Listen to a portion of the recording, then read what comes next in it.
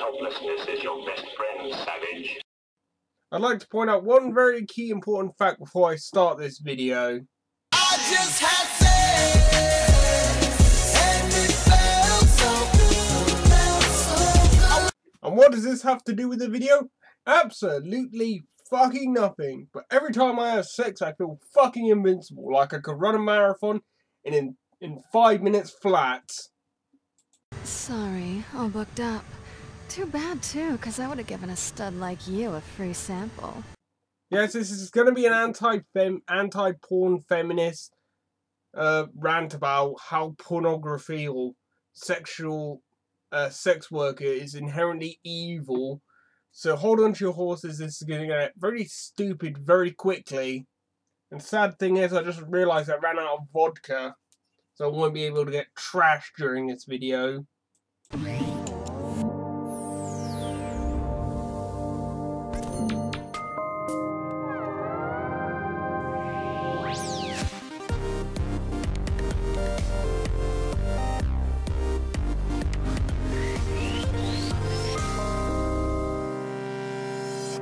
This episode includes game footage of hypersexualized female characters, as well as extremely graphic depictions of violence against women. Might I say, those shirts are getting fucking uglier. You'd think with the amount of money she raised for it, she could actually afford halfway decent shirts. As such, this particular video comes with a strong content warning and is not recommended for children. Personally, I wouldn't recommend anybody watch this video. And personally, I think all the people watching this video are YouTube commentators commentating on how stupid you are. As always, please keep in mind that it's entirely possible to be critical of some aspects of a piece of media, while still finding other parts valuable or enjoyable. Only if you could practice what you preach. In November 1971, the year before Atari's Pong became a sensation, an oddly shaped fiberglass video cabinet appeared in pinball arcades in the United States. That game was called Computer Space and holds the distinction of being the very first commercially sold video game ever made. The coin-operated machine allowed players to fly a crude pixelated rocket ship while shooting down pixelated flying saucers. Promotional materials for the game, however, featured a woman standing passively next to the enclosure wearing a see-through nightie with her underwear visible underneath. Personally, I can't see her underwear, but if your complaint is that you're using either a woman or a sexually objectified person to sell a project, then guess what? You're going to be spending your entire life just complaining about it, because I've brought this up many times in other videos, but sexual objectification is an equal thing to a point. You know, because for every, advert that you could point to which has a woman being sexually objectified, I could easily point to one other advert that has a man or a woman, a man being sexually objectified. If your point is that it's bad when it happens to a woman, you're being ironically sexist yourself. This advertising strategy of using women and representations of women as decorative elements to try and sell games to boys and men soon became the norm for the burgeoning industry. In ad after ad throughout the 80s and 90s, we see women placed on display alongside arcade games, conflating the two and presenting them both as toys to be played with. So what's your point? That it's inherently wrong for women to be sexually objectified? Because last time I checked, it requires context to know if something is inherently wrong to be sexually objectified, because I've brought this up many times before, but sexual objectification is not inherently good or inherently bad. It depends on the will of the person being sexually objectified and the will person doing the objectification. And trust me, if I repeated that saying throughout this video, it would be about an hour of me just saying that one phrase over and over again.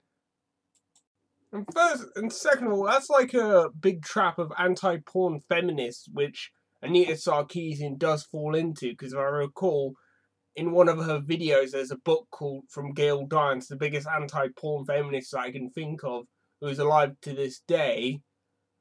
And I happen to know she's part of stock porn culture.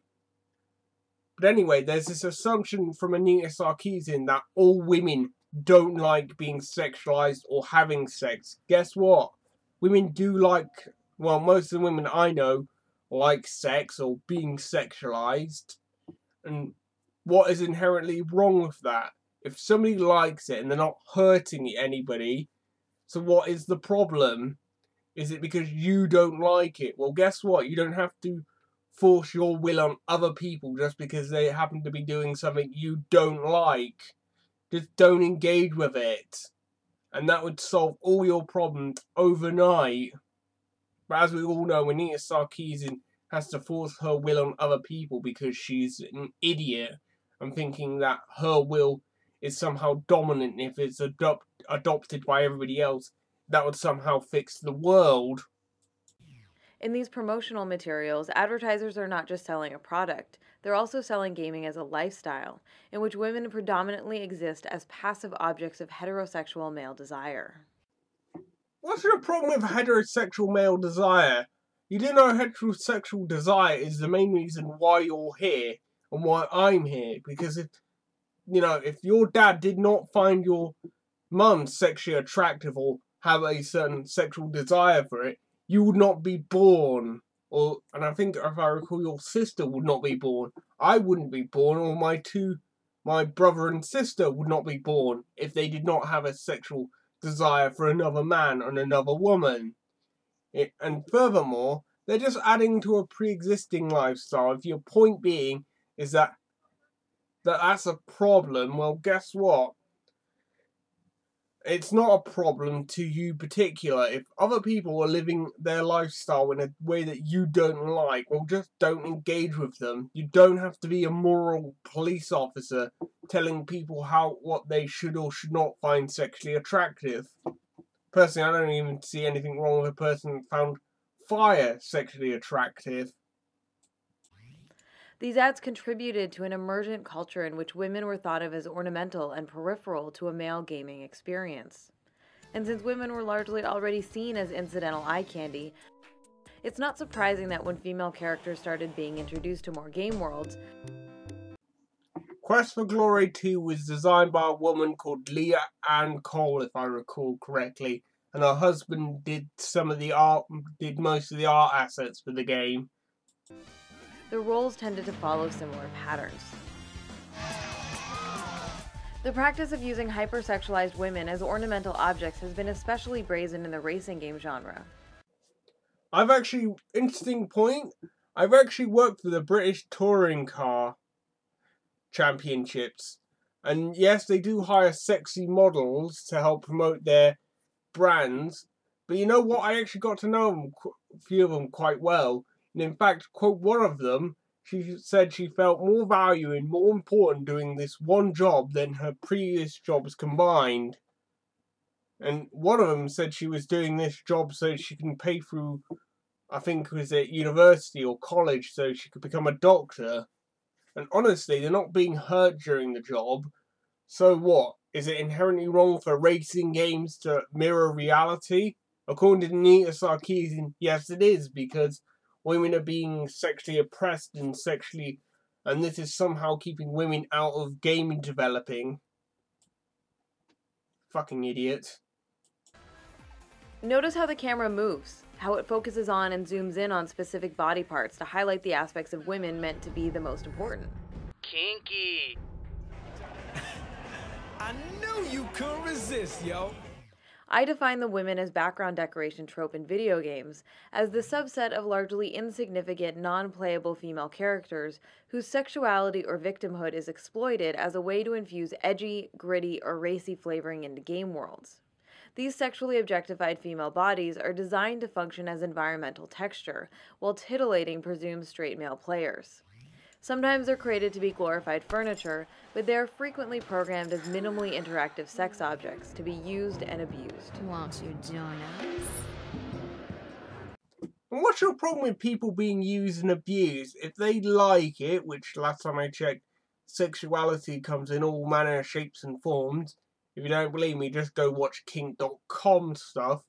Just make sure nobody's around to see you watch it, because some of that is very intense that they do, but all the people do it give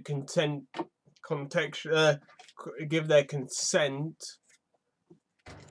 In gaming lingo, the secondary characters populating the virtual environments are referred to as NPCs, short for non-player characters or non-playable characters. No shit, Sherlock. These are figures not directly controlled by the player, and whose behaviors and dialogue are governed by automated scripts within the game's code. NPCs can occupy a wide variety of supportive, neutral, or non-combatant roles, all with varying degrees of importance or levels of engagement with the protagonist. They can be pedestrians, shopkeepers, quest givers, party members, or sidekicks. However, for the purposes of this trope, we're only concerned with one very particular type of non-essential female NPC. Those specifically designed as a decorative virtual sex class who exist to service straight male desire. I classify this subset of characters as non-playable sex objects. And for me, this is probably where the video really starts getting stupid, and I just realised I only have enough vodka for 3 shots. So anyway, I'm going to take a shot right now. And furthermore, and what's wrong with having a, sex class or, inherent or sex worker in a video game? This is something that's going to be brought up time and time again, and she does not play, say, a direct problem apart from it offends her personally. And if that's your case, you do not have the right not to be offended by certain ideologies or professions. You either come across as a completely hypocritical douchebag or a condescending cunt, which in case of an Sarkeesian point, use both of them. Non-playable sex objects can usually be found on the sidelines of role-playing or open-world style games, populating the many virtual strip clubs. Interesting point. Yakuza 4 actually hired a porn star called Rio or Reno to do the Japanese voice acting in the game. Red light districts or brothel locations that have become almost... Funny enough, so did Hitman Absolution hire a porn star to do their voice acting. They hired Tracy Lort, who also was, funny enough, in True Crime Streets of New York, if I recall. Most obligatory in many so-called mature titles. Such characters are programmed with crude, looping sexualized behaviors or dialogue as a way of adding an extra layer of seedy flavoring to game universes. You know what, Mom? You know what I'm going to get you next Christmas? A big wooden cross. So every time you feel unappreciated for all your sacrifices, you can climb on up and nail yourself to it. How many times have I used this in this Tropes versus Video Game web series? Seems like a lot. But anyway, furthermore, what's wrong with having a video game set in or around or having levels in strip clubs, nightclubs, brothels, or even places that happen to have sexualized or overly sexualized women? I wish I had more vodka with me right now. But anyway, if you're saying that strip clubs, nightclubs, and so on and so forth offend you personally, guess what? You don't play those particular video games because they're aimed... If your point is that, kids might play it, guess what? Most games these days have a way you can stop content from getting to little kids. And if they're aimed at a mature audience, like 18 and above, like Hitman Absolution, Deus Ex Human Revolution, is aimed at both have 18 and over, and guess what? When you're 18, you can fight for your country, you can die for your country, you can go to prison, you can get tried as an adult if need be. So what's your point? Is it offending you personally? Guess what? You don't have the right not to be offended. As for other people, if they choose to enjoy video games without having settings that you don't like, guess what? Grow the fuck up. Hey, sweetheart. You want to play with me? You're a lot cuter than my regulars. You like it, huh? Unlike other NPCs that exist for purposes outside of their sexuality, non-playable sex objects have little to no individual personality or identity to speak of. What's your problem with that? There are certain characters there to do a certain particular function, like the guy in an RPG, the guy who sells your potions will have dialogue or missions or ideologies mostly focused or entirely focused around potions or making potions or selling your potions or buying potions. The guy who does weapons will do the exact same for weapons. A prostitute or a stripper will have characteristics of a prostitute or a stripper. If your problem with that video games happen to have prostitution or stripping in it, guess what? That's what you're going to happen when, you know, video games start touching on mature themes or ideologies or having to have a realistical setting. And most of these games that she's going to talk about have realistical settings in the past or future. I'll make you wail like a banshee, baby. And almost never get to be anything other than set dressing or props in someone else's narrative. Look, and I'm very, very sorry that certain video games aren't focusing on, you know, either the lives of minor NPCs, but they do need to focus all their time and attention on the main character or a few side characters. They can't afford to focus on every single character. It would either make the game a narrative mess, really convoluted, or wasting a bunch of time and resources on very little effort, on very little reward. This is the essence of what sexual objectification means. Sexual objectification is not inherently bad or inherently good. It depends on the will of the person being objectified or the person doing the objectification. It could be entirely consensual in the video game, or even if the whole video game was about sexually objectifying women. So what is your problem? There will be certain video games that will be outside your target demographic or your comfort zone, or what makes you feel safe. Because admittedly, I don't think there should be a single topic or ideology that video games can't talk about. Because the only way you can show disrespect to a topic is not talking about it in a video game. And since that concept is at the heart of the women as background decoration trope, let's take a moment to define it. As the term implies, sexual objectification is the practice of treating or representing a human being as a thing or a mere instrument to be used for another's sexual purposes. That in and of itself is not inherently bad or inherently good, depending on the context, whether or not both parties consent to it, and whether or not it's a purely healthy or unhealthy relationship. Because honestly, all this is you saying that it's inherently wrong to be sexually objectified. Which in that case, Anita, the only way I will take your opinion on this is if you either wear a bag on your head or a burqa and remove all your makeup. Because that would be the only way I would take you seriously on it.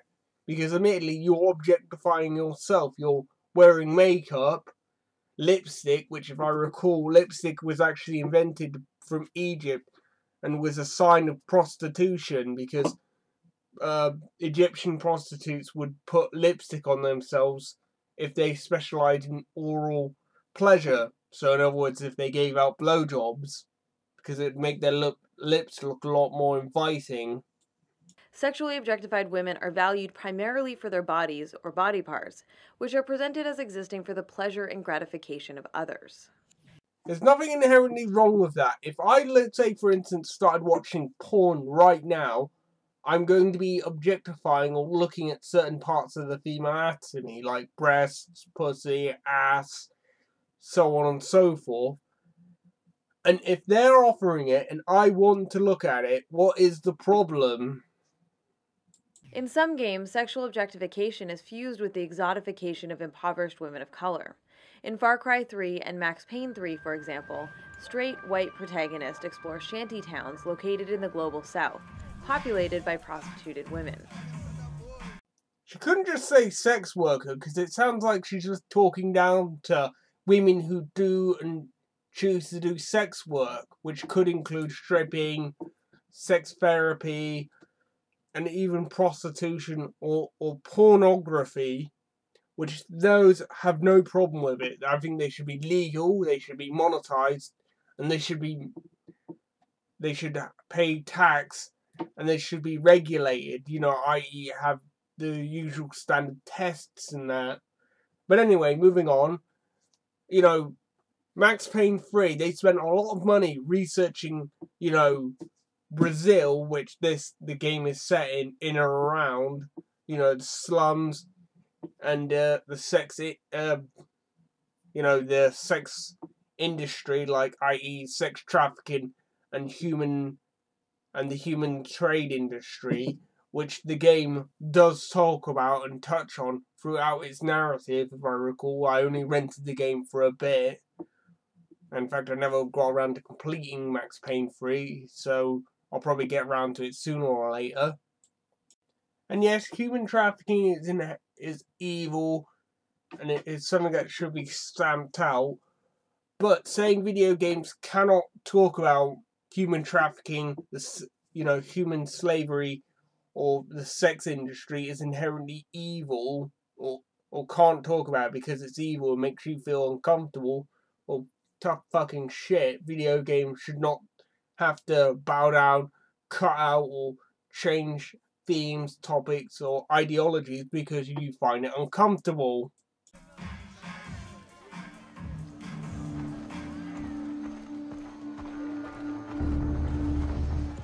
I'm lonely.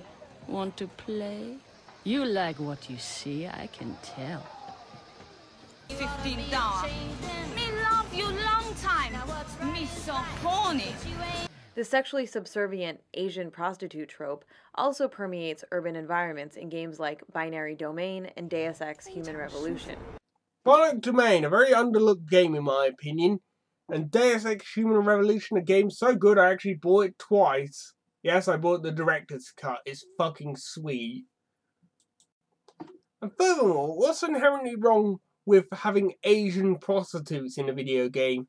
Both of those games are set, I think Deus Ex has parts of it set in China, and Binary Domain is set in Japan, which both of those countries are Asian. So what's the point? Are they not allowed to show Asian prostitutes? You come to Haisha for a good time? Here I am. Oh, hello, honey. Looking for a good time? I can give you a good deal. Too bad you have friends around. I'm not into groupthink. Come around next time. I might even give you a freebie to make up for it. Love you long time, soldier. Suivez-moi, G.I. Give you good time. These women speak in broken English, and their minimal dialogue is designed to invoke shades of sex tourism-style exploitation. Scenarios like these are part of a long racist tradition of representing women of color as mysterious and hypersexual creatures who exist as an exotic spice to be consumed by the white or Western man. That's stupid! You're stupid! Stop being stupid! If you are looking for something a little more exotic, you will find what you seek with me. By the way, games set in the United States are not exempt from this kind of racist exotification. Sick of people saying no? Not here, baby. Oh, baby. Maybe tonight I'll give you a little taste on the house. Furthermore, what's wrong with finding, I don't know, a woman of a different country attractive, or portraying a woman of a different country or continent or race as being inherently sexualized? It just seems like she's trying to make it to be more racist than trying to apply racism according to her standards, where we all have to hold hands and skip in flowers of meadows and shit like that. These scenarios place men in the driver's seat, so to speak, and sell us the notion that men are always sexual subjects, while women are largely sexual objects. That's stupid! You're stupid! Stop being stupid! Incidentally, this trope also exists in games that may allow players to pick a female avatar. But the presence of a woman inhabiting the role of protagonist, even if well developed, doesn't do anything to negate the fact that non-playable sex objects are still specifically coded to pander to a presumed heterosexual male ego.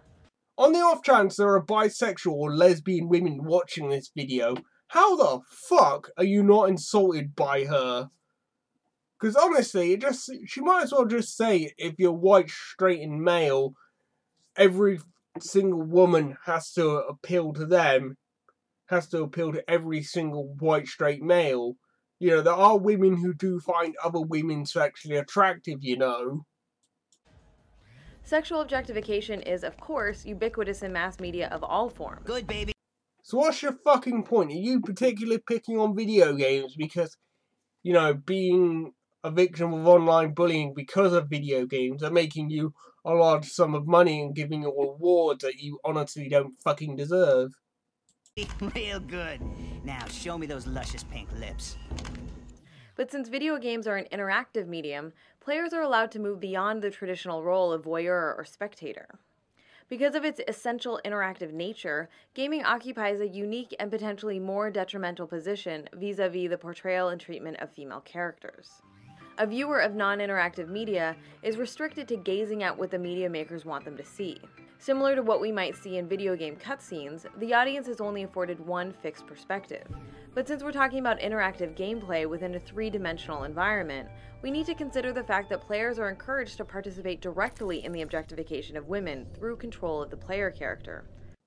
Yeah, but they could easily opt out of objectifying women. I know when I played Deus Ex Human Revolution, I didn't go around ogling women. I just concentrated on the quests, finding money, finding weapons, and finding practice kits so I could become more powerful and go around basically completing the game as quickly as possible. And by extension, control of the game camera. In other words, games move the viewer from the position of spectator to that of the participant in the media experience. On a very basic level, we can think of non-interactive media as engaging audiences in forms of passive looking, while video games provide players the chance to partake in forms of active looking or active observing. The opening moments in The Darkness 2, for instance, teaches players how to operate the game's control scheme by instructing you to actively objectify women in the environment. Hey Jackie, check out the rack on the brunette to your right. No, your other right. Level designers also have a suspicious tendency to build stages in which players are required to walk through brothels, strip clubs, or women's dressing rooms. I can make all your dreams come true. In order to advance the story.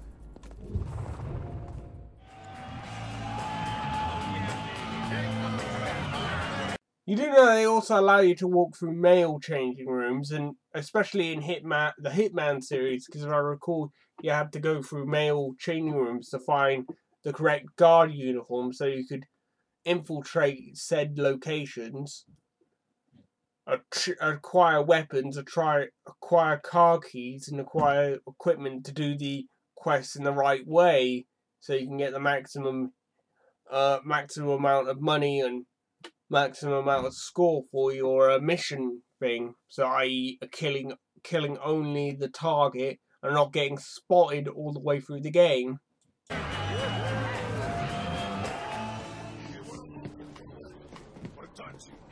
Come on, Daddy. Just don't hurt the girls. Right, they're telling you not to hurt the girls. I thought this was supposed to be showing violence against women, not telling you not to do violence against women. Seems like she's intentionally putting up stuff that contradicts her original point of view. In the case of the Saboteur, the protagonist's home base is located inside a burlesque club, which conveniently enough, you can only enter via the women's changing area. This ain't a hidey hole. This is heaven. These active viewing mechanics encourage players to collaborate with developers in sexual objectification by enabling gamers to scope out and spy on non-playable sex objects. Every club has one like him. Since we're discussing the intersection of objectification and interaction, we also need to consider some more direct aspects of objectification that are not as applicable in traditional mass media. Building off of philosopher Martha Nussbaum's work on objectification theory, I've identified a number of fundamental aspects of objectification, including instrumentality, commodification, interchangeability, violability, and disposability, all of which are commonly embedded into the gameplay mechanics and programmed behaviors of NPCs in modern immersive titles. Since instrumentality is a core component of objectification, let's begin there. In the realm of interactive media, I use the term instrumentality to refer to the practice of using virtual women as tools or props for the player's own purposes. Everything's a tool or a prop in the video game. You know, I mean, a gun is a prop or a tool. A car is a prop and a tool. The person who sells you potions is a prop or a tool. The guy who sells you weapons is a prop and a tool. Heck, a prostitute or a stripper is a prop or a tool. It's either there to give you stuff or to set the tone of it. Like if you go into a nightclub and there happens to be a dancer, which heck, I've been to many nightclubs and I'll be shocked. And I'd actually be shocked if they ever have a game set in a nightclub and there isn't a sexy dancer in it. I'm terribly well informed of all country matters. Courtesans in the Assassin's Creed series, for instance, are available to be rented and used to help you blend into the environment. Once acquired, they can be ordered to flirt with guards to distract them. All right, go. Allowing the protagonist to slip by undetected. Come on, I'm a real snake my solitude. I'd like to also point out you can hire male courtesans or male distractions to distract the guards. You can even use peasants as a... If I recall, you can use peasants in a previous game to distract the guards. Hitman Absolution features a mission in which the player can create a diversion by picking up and dumping the dead body of an exotic dancer near police officers. I'd like to point out you can use a lot of dead bodies, male and female, to cause distractions and to proceed through the game. Why is she taking issue with this one particular thing? Is it because it's a woman? Or is it because she's an exotic dancer? Or because she's in her underwear? Oh, what the fuck? Oh, shit. That wasn't there a minute ago. The first 3 games in the Saints Row series feature a recurring activity called Snatch. Only retard use air quotations. Now, if you could bring me back some of them fine bitches who were turning tricks to other pimps, I'd be able to start seeing some real money. But I ain't asking for something for nothing. I mean, you help me out, I'll cut you in on what the bitches make. These missions require the player to steal prostituted women. Why doesn't she just call it sex work, which it fucking is? It's just sounding like she's using prostituted women to sound really edgy or to talk down to people in the sex industry. Referred to as hoes in the game. From pimps... Get away from my hose, you little bitch! And then deliver them to a brothel or another pimp in return for a cut of their business. In these scenarios, instrumentality is heavily linked to the commodification of women. Since objects can be bought and sold, it follows that once women have been turned into objects, their bodies and sexuality can also be bought and sold.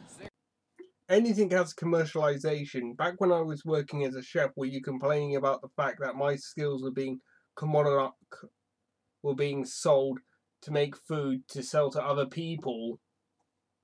Sexual intimacy is no different than any other commodity, friend. You sell soybeans, I sell companionship. Ugh, it's disgusting. That's the Bible talking, pal. That's your mother talking. I'm fairly certain there's something ironic or weird about this following scene. Heck, you could probably change Anita Sarkeesian with that random person there and it would get the exact same video. What does Ryan say? Petty morality? You can keep it. The 1996 game Duke Nukem 3D allowed players to interact with female NPCs by paying them to flash their boobs. Kinky! Shake it, baby. That was almost 20 years ago. Today, games where the player can buy a lap dance or prostituted women are common. I mean, what, maybe 20 off the top of my head I can think of I can pay for prostitution or a lap dance, which isn't a lot considering about 900 to 1,000 just released on the Wii alone.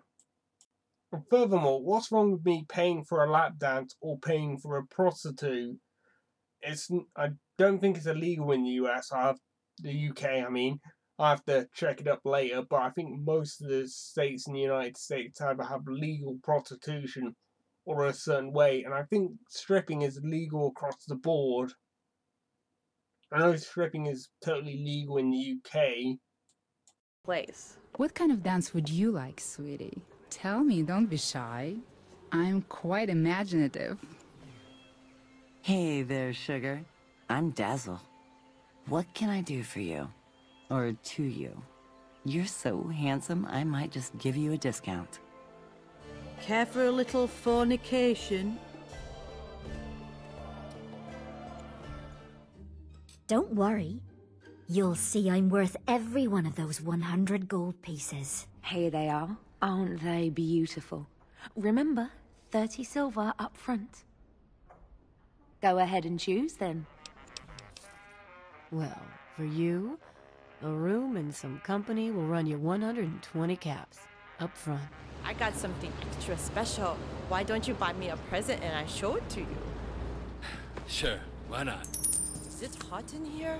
I can feel my temperature rising already. In both Sleeping Dogs and the Grand Theft Auto franchise, buying and using prostituted women for sex rewards the player with power-ups, stat boosts, and/or health regeneration.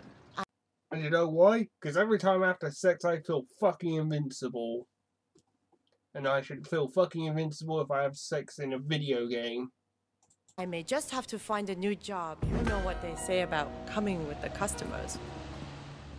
Which means that these women fulfill basically the same function as the beverages the player can purchase from vending machines and convenience stores in these games. This is a textbook example of another component of objectification referred to as fungibility or interchangeability. Nussbaum explains this as occurring when the objectifier treats the object as interchangeable with other objects of the same type, and/or with objects of other types. Since these women serve an identical or nearly identical resource function within the game space, get in, baby. Everything's a resource in a video game to a point. It's whether or not it adds, takes away, changes, adds or takes away to your win or lose state, or can add a unique spin onto it, or I don't know, it's just fun to use, and also depending on the universe that the game is set in as well, and also the rules dictating the gameplay and so on and so forth. I could go on for quite a bit about this topic. They're created to be interchangeable with any other female NPC of the same type. A fact reinforced when developers simply copy and paste the same character models into various locations throughout the environment. I think the copy and pasting isn't due to interchangeability, it's just the fact that some games happen to have a limited time or resources, so it's just easier to copy and paste the same character. It saves space, it saves money, so therefore they're not reinforcing a certain level of sexism. They just happen to cut corners so they can focus on like debugging or making sure the game looks pretty or happens to have good controls. You know, it's just a case in point that there happens to be one or two parts where they have to cut corners. I'd rather have them cut corners on a character who is just in the background rather than, I don't know, the game being severely buggy.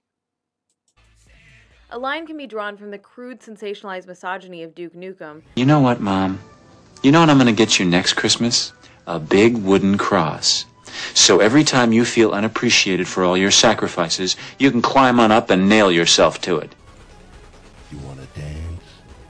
Directly to the most recent installment of the blockbuster game series Grand Theft Auto, in which players are rewarded for touching women after purchasing a private dance. This touching mechanic is essentially a minigame, which involves the player groping a stripper to fill their like meter, without being caught by the bouncer. I mean, she's complaining about a minigame in a game. They're using gameplay mechanics to fulfill something that, you know, adults do, which, you know, touching somebody is not inherently bad. If it would only be inherently bad if the strippers weren't compliant in it, and from what I've seen of it, the strippers are completely complicit in it. So what's your point? They're showing a part of sexuality. If that wasn't bad enough, Hi, sexy. the player is then rewarded with sex, as the dancer will go home with your character for successfully fondling them. Follow me, honey. These games systematize sexuality in ways that dehumanize women. Fuck you! You're the only person dehumanizing sexuality by saying it's inherently wrong for you to show sexuality in a way that isn't, you know, holding hands, gently kissing each other, and saying how much you respect each other. Which, guess what? You know, human sexuality is hard to define even if I had $1 billion to, and all the resources humanly possible, because heck, people have been defining sexuality since probably we could start putting syllables together. Essentially turning them into vending machines dispensing sex, along with other goods and services. Their worth as characters is measured entirely in terms of what they can give to the player. Same with any other character in a video game. I wouldn't judge a person who gives me a gun in a video game as more or less valuable than a person who gives me sex in a video game. Since these women are just objects, there's no need or reason for players to have any emotional engagement with them. Meaningful relationships or interactions are not even possible. Fuck you, I can have a deep and meaningful relationship with a character in a video game or have an emotional connection to them. It's just that people like you saying I can't have emotional connection or see eye to eye with characters or even like them. Heck, I like the Metal Gear Solid series and it's moved me to tears at times. Programming simply does not allow for it. When men are depicted using female NPCs as tools or commodities, their actions are portrayed as part of what makes them powerful, which is by extension part of what makes the player then feel powerful. What's inherently wrong with making the player feel powerful? If I want to play a game that makes me feel powerful, so fucking what? If I want to play a game like the original Resident Evil series or Silent Hill or a survival horror which inherently takes away from power to set a mood or a tone, that's the point of the video game. If your problem is that certain video games are showing power, then guess what? You don't have to play that particular video game. You can just go back to playing Gone Home until eventually you drive yourself mad with boredom. So these interactive algorithms transmit cultural messages of near constant affirmation of male heterosexual dominance, while simultaneously reinforcing the widespread regressive belief that women's primary role is to satisfy the desires of men, either literally or voyeuristically. You know what, Mom? You know what I'm gonna get you next Christmas? A big wooden cross. So every time you feel unappreciated for all your sacrifices, you can climb on up and nail yourself to it. Qué guapo. What's your name, senor? Oh, yeah, you might be too much for some other guys, but not me. If I can handle 2 chicks at once, I can certainly handle you. Ooh, is it getting hot in here or is it just you? This is especially sad because interactive media has the potential to be a perfect medium to genuinely explore sex and sexuality. But that's not what's happening here. There are plenty of video games that have deep meaning relationships. The Persona series, to a point, has deep meaning relationships. Mass Effect can have deep meaning relationships. A couple of the Prince of Persia has deep meaning relationships. A couple others I can think of off the top of my head. Metal Gear Solid has some deep meaning relationships between its male and female characters. You know, I mean, I'm just going off the top of my head right now, but I'm fairly certain there are more, which will get pointed out to me later in the comments. These interactions set up a transactional relationship. Relationships are fundamentally transactional, i.e., that your partner finds something that they like about you, and vice versa. If your problem is that's the nature of relationships, i.e., and that relationships in video games are somewhat mirroring relationships in reality, then that's your problem. Why don't you try and go out there and make the video games that you want to see with relationships that you want to see being propagated? Who knows? Maybe it'll gain traction. You certainly have enough money to, because you haven't been spending on this video series, in which women are reduced to a base sexual function. It frames female sexuality as something that belongs to others, rather than as something women enjoy for themselves. Women do enjoy their own sexuality. In fact, in video games, they can have women inherently enjoying their sexuality because, admittedly, they are binary constructs. They don't have individual consciousness. They can't express their own sexuality, because, kind of ironically enough, video game characters don't have their own sexuality. They're only digital. They're binary. They have no consciousness. They basically are there when I want them and turn off. Then they go away as soon as I turn off my console. If you find that offensive to you, I would like to tell you to go fuck yourself. I'd argue that none of this is really about sex at all. Certainly nothing resembling authentic consensual intimacy. You wouldn't know what consensual intimacy is unless I beat you over your fat, stupid head of yours. But anyway, there are different games that have different relationships depending on the rule of that particular video game. You can't look at all video games the same. There are different rules governing them and how they treat their own characters in that particular narrative. You can have one-sided relationships, you can have fundamentally transactional relationships, you can have video games based purely on trust, you can have video games where you can build up relationships, you can even have video games that are already in a relationship. Publishers and developers are instead selling a particular fantasy about male power centered on the control of women. Of course, we can't really talk about sexual objectification without also addressing the issue of violence against women. For me, this is when the video gets morally disgusting, since the two are intimately connected. Once a person is reduced to the status of objecthood, violence against that object becomes intrinsically permitted. In many open-world or sandbox-style games, developers construct their virtual worlds in such a way as to enable players to directly abuse non-playable sex objects. I'd like to point out you can easily do the same to any male character in most open-world sandbox games. It seems like Anina Sarkeesian is only choosing women because she wants to make this seem out to be more sexist than it already is.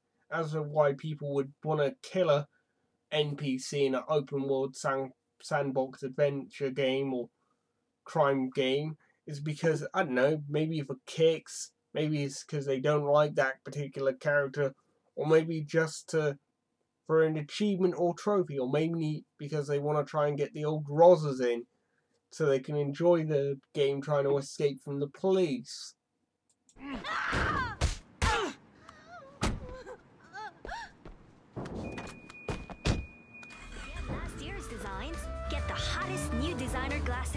This ability to violate the bodily integrity of eroticized women for fun highlights two other insidious aspects of objectification, those being violability and disposability.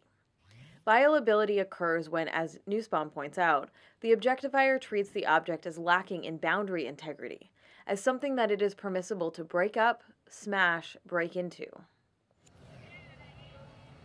Players are often permitted to knock out, pick up, carry, and throw around inert female bodies. And depending on the game series, the programmed options for interaction can include assault, mutilation, murder, Please help me! and everything in between. I'm not sure you can afford what I'll do to you.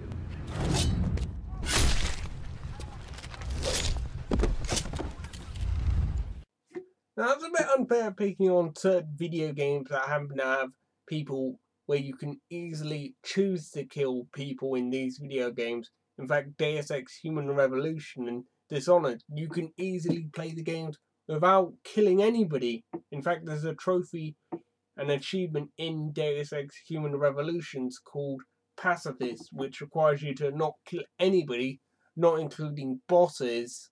And I think there's one other person you can euthanize in the game that doesn't classify as a kill. But anyway, what's the point? That's inherently wrong for open world sandbox games to allow you to attack anybody. And yes, that will include certain people who will choose to attack women for whatever reason that the player chooses to attack female characters. Some games explicitly incentivize and reward this kind of behavior by having murdered women drop bundles of cash for the player to collect and add to their own stash. I'd like to point out males also drop cash and items for you to use. In fact, why is she complaining at all? it only seems like she's only picking on games that allow you to tag anybody, because admittedly you could be, you know what the funny thing is, you know, I think Girls Write What once did a video about male disposability that I can't help but think of at this time in the video, that, you know, you could easily have a video game where you can chuck, you know, men in headfirst into a wood chipper and nobody would bat an eyelash, but the very moment that a woman stubs her toe or could potentially get hurt, then now we need to call in the moral police to stamp it out at all costs, even to the cost of human creativity. What you had in mind? Don't want to make me finish you off.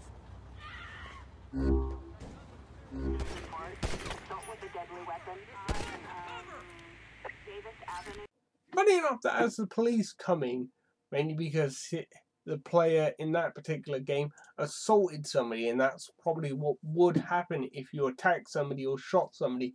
The police would come and take you away, or preferably shoot you, depending on your actions, when they start coming to try and take you away.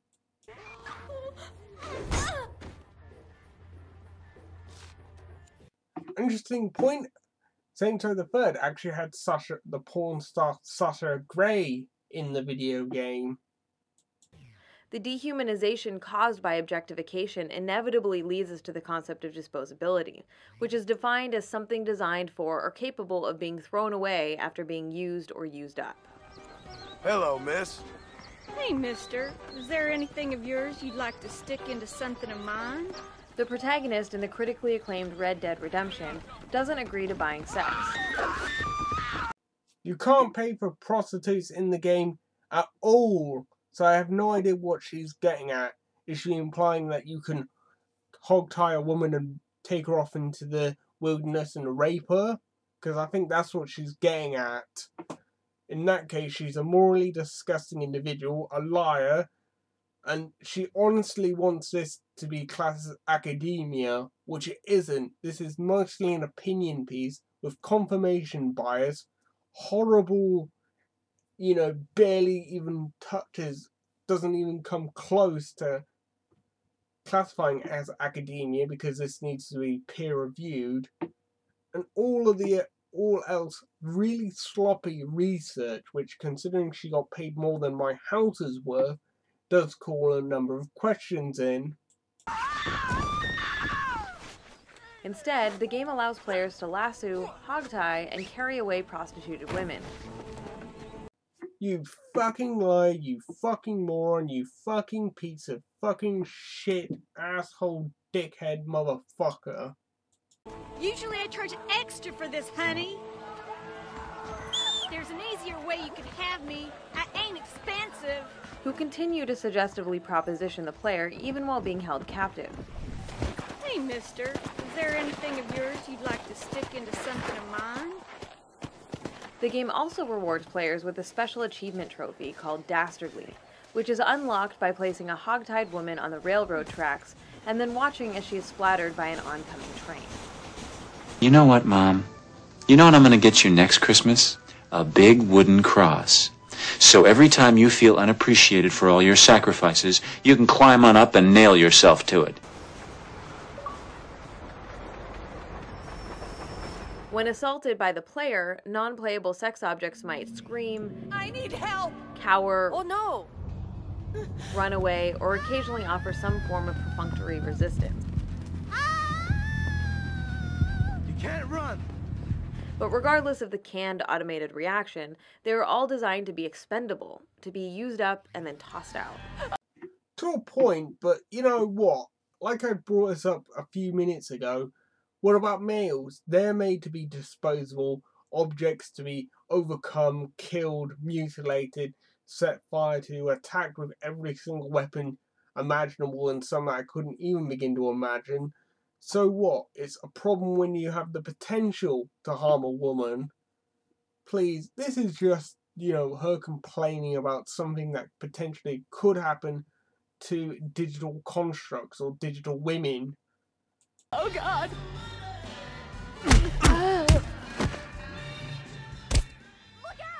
Their status as disposable objects is reinforced by the fact that in most games, discarded bodies will simply vanish into thin air a short time after being killed. That's probably purely down to memory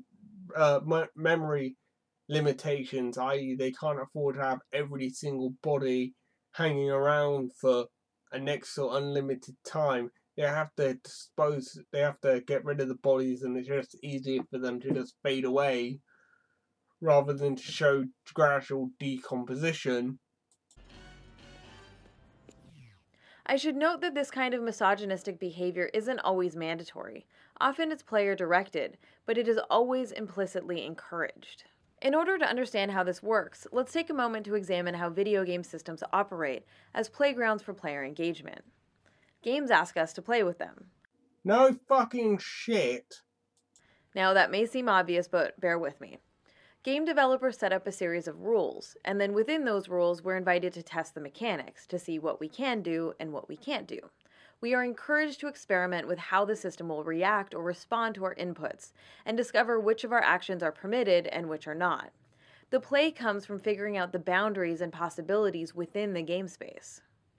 So in many of the titles we've been discussing, the game makers have set up a series of possible scenarios involving vulnerable, eroticized female characters. Players are then invited to explore and exploit those situations during their playthrough. The player cannot help but treat these female bodies as things to be acted upon. I also like to point out, you can do just the exact same to men. In fact, in Hitman, you have no choice but to kill male characters. I think out of all the possible targets, I think only one of which are female, and all of which can be easily killed. All the rest can be easily killed, and you have no choice in the matter. Because they were designed, constructed, and placed in the environment for that singular purpose. Players are meant to derive a perverse pleasure from desecrating the bodies of unsuspecting virtual female characters. It's a rush streaming from a carefully concocted mix of sexual arousal connected to the act of controlling and punishing representations of female sexuality. What you just said is one of the most insanely idiotic things I have ever heard. At no point in your rambling, incoherent response were you even close to anything that could be considered a rational thought. Everyone in this room is now dumber for having listened to it. I award you no points, and may God have mercy on your soul. In-game consequences for these violations are trivial at best, and rarely lead to any sort of fail state or game over.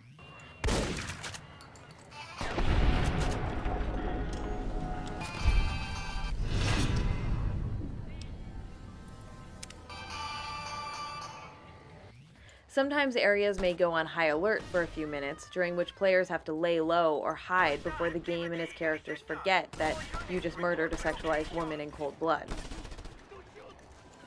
We gotta get out of here! These temporary game states are implemented so that acts of violence against NPCs committed by players do not inconvenience or interfere too much with the core gaming experience. And what the fuck do you want? Do you want a very moment that a person considers or does harm to a female character, the video game will turn itself off immediately? Oh, I know what they could do. They could have a picture of you shouting the word, "No! You're not allowed to hurt female characters because it makes my vagina upset."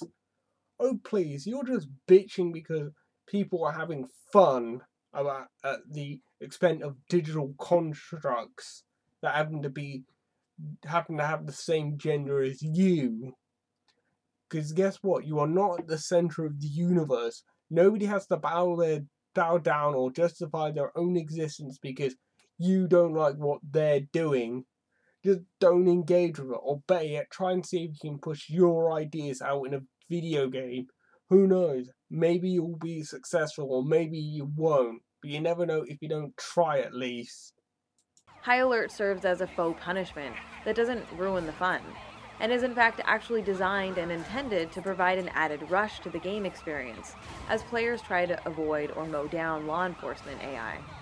Yes, how dare I be so selfish and so self-involved in my video game experience that I might actually want to try and spice things up and actually get some enjoyment out of playing a video game how I choose to play it instead of the way that you want me to play my video games. Guess what? I don't have to sit here and morally justify my video game purchases or how I choose to play my video games. I can just tell you to go fuck yourself. Or I shouldn't do, because you'll probably say that I'm trying to magically oppress you by the fact that I just told you to go fuck yourself. Hey, gorgeous, jump in. Returning to the Grand Theft Auto franchise, you can buy a prostituted woman, use her for sex, gain the health and stat boost, then murder her to get your money back. You want me? Kill me!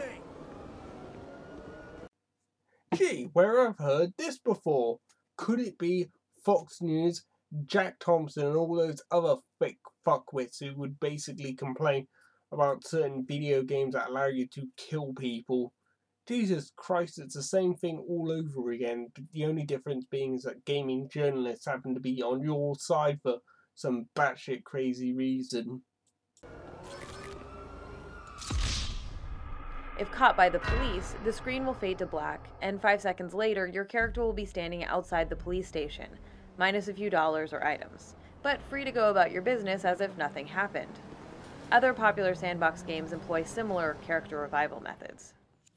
Honestly, what do you want video games to do? Oh, I know what they could do. That would probably make you happy. Every time a video game character does something illegal in a video game and gets caught, they have to be lectured to by you, personally. You know, they have to watch your video for a bit. Honestly, if that was the case, I'd probably never pick up another console again, because I might have to listen to you constantly over and over again. In this way, these systems work to facilitate male violence against women by turning it into a form of play, something constructed to be amusing and entertaining. Yes, because may I have the gall to actually enjoy or find my games amusing. Because as we all know, I have to castrate every single one of my personal enjoyments to make you feel better for yourself because you're an idiot. Now, inevitably, whenever these game mechanics are criticized, some gamers try to dismiss and distance themselves from the issue by insisting that they don't personally partake in the provided options for exploiting virtual women. Personally, I don't. I just mostly focus on trying to get my mission done, collect weapons, resources so I can get through the game as quickly as possible without dying as many times as I can. But whether or not an individual player chooses to use an object for its intended purpose is irrelevant, because that object was still designed and placed in the game environment to fulfill its function. You know what, Mom? You know what I'm gonna get you next Christmas? A big wooden cross. So every time you feel unappreciated for all your sacrifices, you can climb on up and nail yourself to it. A toaster is still a toaster, regardless of whether or not you choose to make toast with it. It's still designed for the express purpose of toasting bread, and it still communicates that fact even while sitting unused on your kitchen counter. That's a false equivalency. You're comparing, human beings to toasters. I can easily drop my toaster out of my window and not have to fear any repercussions. If I drop somebody out of my window, I could probably go to jail. And I know this because it's been beaten into me as a very small child that public violence will get me arrested. Likewise, a sex object is still a sex object, regardless of whether or not you personally choose to use and abuse her. And that fact, in and of itself, still communicates extremely regressive ideas about women. It seems like you're the only person who has regressive attitudes towards women, because you inherently think that sex work or being sexualized or being sexually objectified is inherently bad, which it isn't. Because sex work for me is just like any other business, i.e. apart from it's something that is being they're choosing to sell something that's as natural as possible, because I brought this up like half an hour ago in the video, but sex is something that we all do, something that has to be done to propagate the species as a whole. Indeed, nothing about the design, behaviors, or mechanics associated with female characters that serve as background decoration encourages or engenders any sort of human empathy. In fact, quite the opposite. The rudimentary algorithms governing interactions lead the player to interface with these characters in ways that can only be dehumanizing and exploitative. Yeah, again, fuck you, Anita. I can have empathy or, you know, or relationship to certain digital constructs, you know, whether or not it's well written or not. Like I said, I have, you know, Metal Gear Solid 4 and 3 and a couple other of the Metal Gear Solid series have moved me to tears at points. You know, a couple other game series have moved me to tears over the years, like Final Fantasy and parts of even Silent Hill have moved me to tears over the years. So honestly, fuck you, and you know, you can take your opinion and shove it up your ass. As sexual automata, they don't have any individuality. They don't have their own stories. Players are never supposed to identify with them or care about them outside of what they can offer either sexually or materially.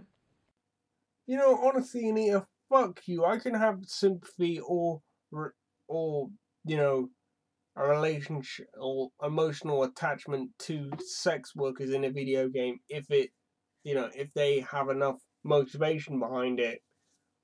Honestly, you know, it depends on the video game or whether or not they choose to focus in and around, you know, sex workers or prostitution, or heck, even if a character in your party happens to be a sex prostitute. I think in Xenogears, if I recall, one of your characters was actually, I think one of the males actually turns out backstory that he was a prostitute who sold himself to survive on the street, which honestly is a bit of a surprise when I first started playing Xenogears back when it first came out on the PS1. They exist on the outskirts of humanity, placed beyond the reach of empathy by their creators. Fuck you. Fuck you in your feminist ass, and fuck Jonathan McIntosh, by the way. I can have empathy for whatever characters that I choose to have empathy for. It's, you know, it's not something that's virtually impossible for me to feel empathy for characters. I've read works of fiction that have had me empathize or relate to certain characters over the years. It's only Anita Sarkeesian saying that, oh, video game designers are not making video games for the players to empathize with. Honestly, empathy itself is is something that only one person can give or take, or it's a subjective value as well. If I choose to have empathy for a group of people, it's my own business who I have empathy for. So I'll put it this way, I have no empathy for Anita Sarkeesian herself. All I have is contempt for Anita Sarkeesian at best.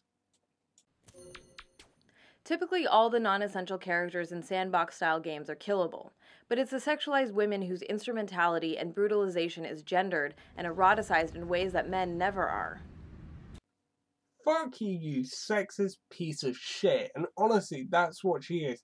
She is being purely sexist. She's using a double standard of gender to get away with saying it's perfectly okay for you to kill every single man in hilarious and brutal ways, but it's not okay if you even have the potential to kill a single woman. The visual language attached to male NPCs is very different, since they're rarely designed to be sexually inviting or arousing. And they're not coded to interact with the player in ways meant to reaffirm a heterosexual fantasy about being a stud. Need a massage? We're one of the few properly licensed clinics in town. Sounds good. Is it your back? Or your shoulders? How about your legs? There do exist a handful of games which include a few male gigolos, though they are extremely rare. Here they are. Aren't they beautiful? Remember, 30 silver up front. Santiago is here to please, my prairie flower. Just a few caps, and I'm yours. And more often than not, the design and characterization of these sexualized men is played for laughs. I'm even nicer without all these clothes on. I wouldn't mind taking a bite of you. But even if sexualized male NPCs were more prevalent, equal opportunity sexual objectification is still not the solution to this problem, especially Personally, my solution is just not to play said video games. What do I know about it? Considering the existing power differential between men and women in our society. Women are constantly represented as primarily for sex. I find that laughable at best because considering how much power Nita Sarkeesian has gotten through her financial aid and the fact that very few gaming journalists are questioning her point of view on this subject matter. Men may be sexual too, but they can also be anything else. They are not defined by or reduced to their sexuality, and their sexuality is not thought of as something existing chiefly for the pleasure of others. Which means the fundamentally dominant position of men in our culture is not in any way challenged or diminished by the rare male depiction as sex worker. You know what, Mom? You know what I'm going to get you next Christmas? A big wooden cross. So every time you feel unappreciated for all your sacrifices, you can climb on up and nail yourself to it. All the forms of interactive engagement we're discussing in this You haven't been discussing anything, you've just been lecturing people on it. Episode, the act of looking, the instrumentality, the commodification, the viability, and the disposability are embedded in the DNA of some of the most popular video game franchises. So whereas in traditional media, viewers might see representations of women being used or exploited, gaming offers players the unique opportunity to use and exploit female bodies themselves. This forces gamers to become complicit with developers in making sexual objectification a participatory activity. You're gonna rise up singing, so don't you cry. So why does any of this matter? What's the real harm in sexually objectifying women? Well, I personally think the harm is people might actually get boners, and they also might go a bit blind and have hairy palms, and get wanker's cramp. Well, the negative impacts of sexual objectification have been studied extensively over the years, and the effects on people of all genders are quite clear and very serious. Research has consistently found that exposure to these types of images negatively impacts perceptions and beliefs about real-world women, and reinforces harmful myths about sexual violence. We know that women tend to internalize these types of images and self-objectify. When women begin to think of themselves as objects and treat themselves accordingly, it results in all kinds of social issues. Everything from eating disorders to clinical depression, from body shame to habitual body monitoring. We also see distinct decreases in self-worth, life satisfaction, and cognitive functioning. And what are you doing right this minute to combat that? Because I don't see how you're combating those problems right this instant. At best, I would say you're just trying to monetize it for your own personal gain, but I didn't raise $156,000 to talk about this subject matter. But the negative effects on men are just as alarming, albeit in slightly different ways. Studies have found, for example, that after having viewed sexually objectified female bodies, men in particular tend to view women as less intelligent. I personally think you're less intelligent. In fact, I would argue you're probably the most stupidest person I've ever come across, and that's including Christian Westland Chandler. Less confident, and disturbingly express less concern for their physical well-being or safety. Furthermore, this perception is not limited only to sexualized women. In what's called the spillover effect, these sexist attitudes carry over to perceptions of all women as a group, regardless of their attire, activities, or professions. Researchers have also found that after long-term exposure to hypersexualized images, people of all